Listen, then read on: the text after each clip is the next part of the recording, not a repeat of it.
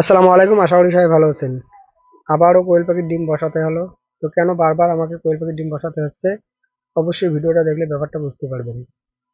এছাড়াও বর্তমানে আমার কতগুলো পাখি এসে, কতগুলো ডিম পাচ্ছি, কতগুলো বাচ্চা আছে, সবকিছু আপনাদেরকে এই ভিডিওর মাধ্যমে জানিয়ে দেবো। আজকে সকাল সকাল ডিম আনতে চলে যাই মিজানুর ভাইজানের বাড়িতে। তো মিজানুর ভাইজানের কাছ থেকে নেবো আজকে 250 পিস ডিম। এর পাশাপাশি আমার বাড়িতে আছে 250 পিস ডিম। এই টোটাল 500 পিস ডিম আমি আজকে বসিয়ে দিব। ভাইজানকে আমি 2 দিন আগেই বলে রেখেছিলাম ডিমটা সংগ্রহ করে রাখতে, তো সেই হিসেবে ভাইজান ডিমটা সংগ্রহ করে রেখেছিল। তো আজকে আমি যাওয়া মাত্র ভাইজান ডিমটা বাইর করে এনে দেয়। এর পাশাপাশি ডিমটাকে এখানে আমরা কৌটার মধ্যে প্যাকেট করি, এরপর ব্যাগে ভরে। তো আমি ডিমটা নিয়ে চলে আসি বাড়িতে। ডিমটা বাড়িতে নিয়ে আসার পর এটাকে প্রথমে কৌটোগুলো থেকে বাইর করি। এরপর এটাকে পরিষ্কার পানি দিয়ে সুন্দরভাবে ধুয়ে নিই। তো ধুয়ে নেওয়ার পর আবারও পরবর্তীতে পটাশ পানি দিয়ে এগুলোকে স্প্রে করে নিই।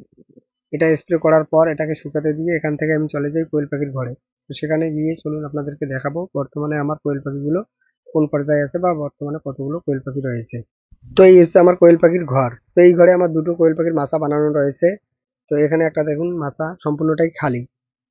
এর পাশাপাশি পাশের রুমে যে একটা মাচা আছে, তো সেখানেও মাত্র কয়েকটা পাখি রয়েছে। তো এত কম পাখি থাকার কারণ কি সেটাই এখন আপনাদেরকে বলছি। তো এখানে মোটামুটি আমার পাখি আছে 80টার মতো। এই 80টা পাখির মধ্যে মোটামুটি পুরুষ পাখি আছে 15টার মতো। আর এখান থেকে আমি প্রতিদিন ডিম পাচ্ছি মোটামুটি 60 থেকে 65-র আশেপাশে। আর এই দুটো মাচাতে কমসে কম 300 300 600 পাখি পালন করা যাবে। তো সেই হিসেবে আমি 500 ডিম বসিয়েছিলাম, তবে এখান থেকে বাচ্চা পেলাম 150 পিস। তো এর আগে যখন মানে মাচাটা তৈরি হয়নি, তো তখন আমি মোটামুটি 280 পিস ডিম বসিয়ে সেখান থেকে 230 পিস বাচ্চা পেয়েছিলাম। আর সেই বাচ্চাগুলো ব্রুডিং কমপ্লিট করার পর তো তারপরে মানে মারা যেতে শুরু করে, মোটামুটি মারা যেতে যেতে প্রায় পরবর্তীতে আমার 11টা পাখি টেকে। তো সেইগুলো বর্তমানে কিন্তু ডিম দিচ্ছে। তো আমি যে সময়ে ডিমগুলো বসিয়েছিলাম এটা কিন্তু একটা উপযুক্ত সময় ছিল।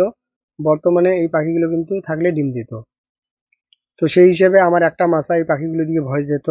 আর এবারে যে ডিমগুলো দিয়েছিলাম এই ডিমগুলো থেকে যদি ঠিকঠাক একটা বাচ্চা পেতাম তাহলে পুরোপুরি আমার দুটো মাচাই পাখি দিয়ে ভরে যেত।